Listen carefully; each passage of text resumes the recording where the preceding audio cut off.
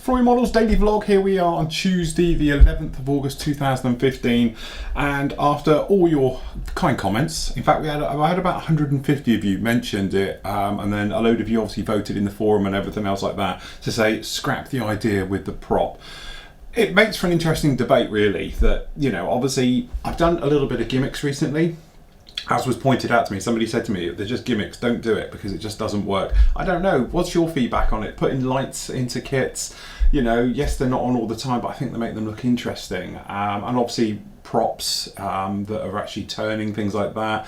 You know, what is your opinion on it? Yeah, from my point of view, I like to try something new, and if it doesn't really work particularly well, then obviously, you know, I wouldn't do it again. But I've done lights in aircraft before. We showed it. The Suffer was the big one, which had a full lit cockpit, landing lights, strobe lights, tail lights, you name it, had all the lights on it. It made for a lot of challenges with the actual build, especially because we had a lot of resin inside it, so just doing the plumbing work was a nightmare. But is it gimmicky? You know, this is your chance for some feedback now in the forum. Chuck it down there. Tell me how exactly you think. What do you think? Is it look tacky? Does it detract from your model? Does it add to the model? Do you think it's the way forward, that with electronics getting smaller, you know, especially LEDs now, you can get absolutely minute LEDs that, you know, it actually adds to the realism to do it, you know. So really, you know, over to you. What do you really think about it? From my point of view, so we forgot the engine. I rebuilt the prop system, put that one in. A couple of you mentioned about brass and everything else. To be honest, that's how I fitted it in there. I tried it with brass tubing to straighten it out. I assume my trouble is that the actual, either the shaft itself isn't straight, so it's getting a little bit of wobble, or there's just a line-up issue between where the motor sits and various parts on the outside before it gets to the spinner, so there's a little bit of movement in there. Whichever way it wasn't nice. Some of you sent me some great videos of ones you've got that work perfectly, and also I've heard other people say they're the crappiest cheap Airfix motors. Don't use them, use a quality motor if you're going to do it, and you've had problems and you've had to have, you know, get new ones and various things like that. So certainly a lot of debate. It caused quite a stir yesterday. We mentioned it on yesterday's show, but from my point of view, it allowed me today to say, right, forget that. So we have cut the wires off now. We've taken care of everything else like that. The prop is just now been fixed on. We've used brass tube just to fit it down there so it's nice and solid. I repainted and did the entire prop as well, because now we're having it more of a static look. I've given it more of a muted, weathered down look to it, and everything else like that. So it's enabled me to go on, and actually I've done stretch sprue aerials, which I haven't done for ages, but I've given it one on here. Even though Airfix don't tell you anything about it or where it goes, it is slightly off center to one side and to the rear. We've done the step down in there, we've put the hand grips in and all the bits and pieces down onto this one. So actually this one, apart from two more aerials I've got to fit on underneath, it is finished and it is done, and I've absolutely loved it. Absolutely every minute. Even the rubbish I said at the beginning where it was horrible and it was soft and all those things, it actually, you know, it brought it through, because each part has been cleaned, put right, put in, and away we go. So I have thoroughly enjoyed it. I am going to do a little diorama base. I'm going to pop down to B&Q tomorrow. Going to get a little bit of MDF, make up quite a simple base for it, just as when it's on the display and everything else, I've got something on there. I was going to go around and obviously do all these different bits and pieces to it in type of a dio. Probably going to keep it quite simple now, because as we pointed out, without any crew on there, what they're working on, unless you do put a gone for a cuppa or gone for a brew sign on it or something else like that. So I'm probably going to keep it nice. Just going to do a simple sort of diorama base for it and everything else like that, so it looks like it's been worked on. And obviously some of these parts down here, not so much these, but certainly the others behind me for all around the front, what I'm going to do is I'm going to actually just spray them in aluminium, so it looks like they're brand new parts being fitted onto it and stuff like that, so they can be lined around. So you've got a mixture of brand new looking parts, heavily weathered parts and everything else, so it just gives you that sort of look to it. Perhaps a rack to stand them up, because obviously on the blind side they're not exactly nice, and everything else like that. So hopefully that will give us something to look forward to. Something I did learn, which doesn't work at all on this though, is I was going to have a go with bare metal foil. Now, being careful not to break this area off on the back again, trust me.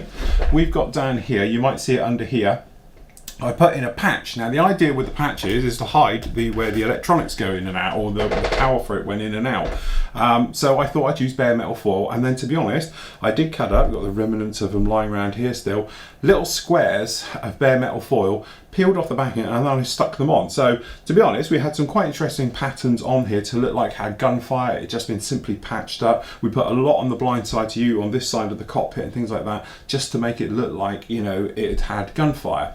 The trouble is though, this is matte aluminium, which I'm thinking is probably the closest you're going to get to aircraft sort of skin colour. It's too bright. It's almost like chrome. It just stands out. It's not like it's just an aluminium plate being sort of, you know, riveted onto it to cover up a bullet hole or something else like that. It looks like a chrome plate or a mirror stuck to the side. So, and to be honest, I've only got matte aluminium, so I'm going to have to rethink that one if I bother at all. I don't know now. I think it detracted from it, but certainly it looks too shiny. And as you can probably see on the one on here, it just looks too bright. So that one's going to come off. We're going to take care of that and probably put on a very thin piece of plastic card, paint it in one of the metallizer paints, and we're going to then put it on there and take care of it like that. But generally, I must admit, it hasn't detracted from it. I love it, and to be honest, it's never going to be a run unless it was at a show anyway. It's a little bit like the lighting, but it's very interesting. Caused a little bit of a thing. I've had messages saying you shouldn't really do it, that looks crap anyway, and I've had other people saying it's great, you know, you should have them with running and all things. I think we only had 3 people in the forum who actually said you ought to take the engine out and redo it. Everyone else said, no, forget it, just move on, which was obviously my chosen choice. But as I say, there's going to be a couple more updates on this one coming up, and then obviously we're going to do one on the base to finish it off for the final reveal. Because I've got to get the base and the bits and pieces, what I'm going to do tomorrow, I'm going to crack on with other things, start on the new projects, and then come back to do the actual diorama base next week. So in the meantime, you've got various bits that you're going to catch up with that one. But I have to say, I've thoroughly enjoyed it. It is a nice kit, and the Typhoon will be coming along next week as well with more updates on that one about going on the base. Because to be honest, I've done an update to the base, and it's drying outside at the moment. So as soon as that one's ready tomorrow, it'll be in. Hence, whilst it's sat on a bit of polystyrene for the moment. Now, I was having a bit of a think, and when we do the blind side to the Tuesday, because obviously normally I have the Tuesday show with the question and answers, session on there, and obviously when we don't get them, I still get questions and things like that come through to me direct. So I thought Tuesdays from now on, if you want a question, just come through the contact me page on the site, on the main page on the site, click in there and just put the title as questions for Tuesday show, and then I will do it as a vlog as part of it. So this was just a couple that came in this week. First of all, metal colours that I use. Okay, it's my notes, I know the rest of the question. The question basically was about what metallizers am I using now I've got rid of most of them, okay, and which colours do I use for engine blocks especially, because I tend to do that thing with engine blocks we did on here, and then you polish it up to be what grade you like. Okay, that's simple. It's the Mr. Metal colour range, which I've got up there, and the colour I use the most, if you like, is their dark iron, because you can go from black and it looks like it's just matte black when it's neat. To be honest, all the exhaust down here, I've got it on here,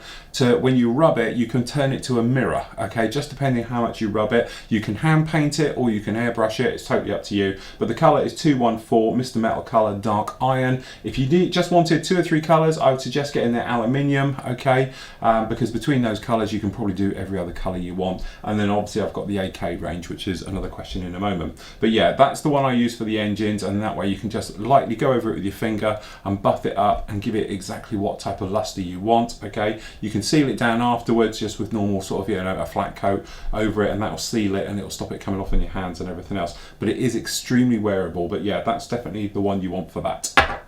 Okay, next size up, needle sizes 2 or 4 for your Infinity. For me, I always use the 0.2 needle set. I use it for absolutely everything, but, and this is where the but comes in, if you're doing gloss work and things like that, I would highly recommend switching it to a 0.4. Now, if you've got the Infinity 2-in-1 set, it will come with the 0.2 and the 0.4 needle set, okay? So it is well worth going for the upgrade if you like, and I think it's like another 30 quid, and you pay that and you'll have both options then. The thing is, if you're using the 0.2, you will hardly get much out of it, and it's a lot of air, okay? Where if you've got the 0.4, you've got a good mixture of paint and air coming out, all right? So actually when you're laying down paint, you've got more paint coming out, and it's not being squeezed as heavily, and then that squeezing is putting pressure onto the surface of your paint when you're coming down, because it's drying it very strong. So it's a bit like being hit with a pressure washer versus a hose pipe flowing over it, okay? That way you'll get a smoother paint finish. Something that came up about that was the stynel res, because the guys at Badger have told me that ideally you want to be using a 0.5 needle set on this one, The great thing with that is that it will give you a smoother finish, and it will go down on a more even sort of keel, if you like. Now, personally, I don't think I have a problem with that, because I literally sprayed this just before I turned on the camera. I'm using a 0.2 with it, and it looks lovely. But they're saying, in their opinion, it'll be better off to use a 0.5 with this one. And this is what we're talking about. And my next two builds coming up, I've got them down here. I have got a genuine Ducati red for the bike, and also we've got the Red Bull colour for the actual blue. So what I'm going to do is be switching out my actual needles to 0.4s, even maybe a 0.6, to give me a shinier, better luster with this one, so you get a deeper colour and everything else like that. But we're going to be talking about glossing and all those things again when we do it, obviously putting down white before we put the red on, so you get a better red colour, and with the blue as well, some various techniques we're going to be running with that. So there'll be more about that coming up in the next 2 weeks when we get on with those builds and start pushing through on those. But certainly needle size, don't think that the smaller needle you get will give you a finer line, okay? Because I know guys who use 0.5s and 0.6s and still do a very nice thing. It's more about control and how you go through, but certainly a smaller needle will give you a slightly higher air pressure, smaller area, where obviously the bigger the needle you go, be lower air pressure, and obviously give you a more flow coming out, more of an area, more of a smooth finish and things like that. But don't necessarily think that you run out and get the smallest needle size gives you the tightest camo and things like that. It doesn't actually work like that. You get down to a 0.2, you don't want to go much smaller because acrylics don't really like it. But certainly I would say bigger, smoother paint jobs with bigger needle size, and then little jobs, things like that, smaller one, but obviously you're going to get more high air pressure. No problem for flat and satin, but certainly not for gloss. Okay, sanding back the paint. I've gone through it, what went wrong. Okay, the weathering on this one was the question about it. It was talking about the gentleman in question has tried the technique and he sanded it off, okay? What you want to do is make sure you've got an old sanding stick or very fine grits, okay? Now, it doesn't matter if you've got something really old like this, which is worn down, all right? But what you want to do is come in with things like buffers, because they haven't got much bite on there, but also let the sander do the work. Don't actually push down on it. Pull it across the surface of the paint. That way you'll just take the edge off and not immediately cut through, all right? If you're pushing quite aggressively onto this one and going at it, all you're gonna do is tear through a layer, and then very quickly you're gonna drop through all the others on the high points, and you don't really wanna do that. Also, the thing is, keep the actual sponge moving right the way over. When you're using the higher grits, it generates more heat because you've got more friction. That can actually burn through paint as well. So just do an area, move off, go around somewhere else. But I would recommend is something like we use the old sort of sponges. We use the blue one here at Flory Models, which is around about 220 grit, but trust me, once they've worn down a little bit, they're great for this type of thing. But again, don't scrub it, lightly run over it, and just do left to right, don't push down on it. That way you won't burn through as quickly. Okay. Right, next question. AK update. Okay, this is the one about, I've had loads of people ask this one. Have I heard anything from AK? Have I got a new range of paints here to test it against the old one? No, in a simple thing. To be honest with you, I get contacted by manufacturers and sort of importers, things like that, all the time, who promise me the earth and then it never turns up. That's why I must admit, in my experience of doing this now for 20 years, I tend to take it all with a pinch of salt. They'll tell me, oh, we'll send you a replacement set and we'll sort you out and all that. I never hear it. Usually I think they just try and fob you off a little bit. I've had more complaints about AKs now than ever. Their customer service, I said, was brilliant. Until it turns up here, I'm not going to say anything else, because I know some of you have had troubles with it as well. Some of you reported, again, being promised stuff and it hasn't shown up yet. I'm going to give it another couple of weeks, and then I'm going to go on a major offensive, and I'll have a rant, and I will have it out with them direct as well, and we can all bombard their Facebook page. But for the moment, I'm still willing to give them the benefit of the doubt that perhaps it does take, almost 3 weeks to come from Spain.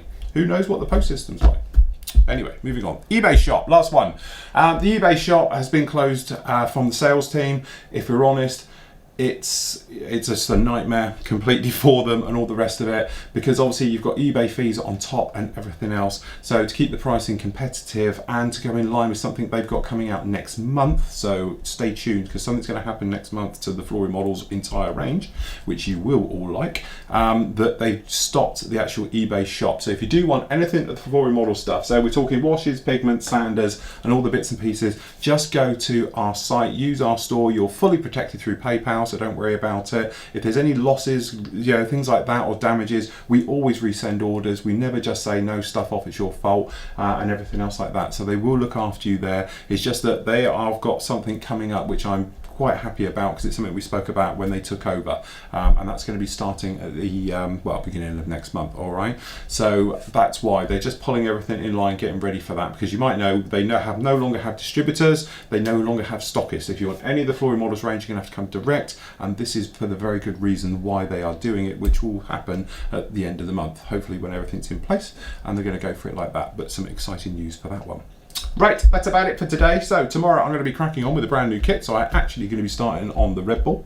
We're going to be starting on the RB6, and then hopefully probably Friday I'll be starting on the Ducati. Where is it? Somebody's moved it. It's over there now. On the Ducati bike as well. So still lots and lots to come. So that's it for today. Happy modelling. Take care.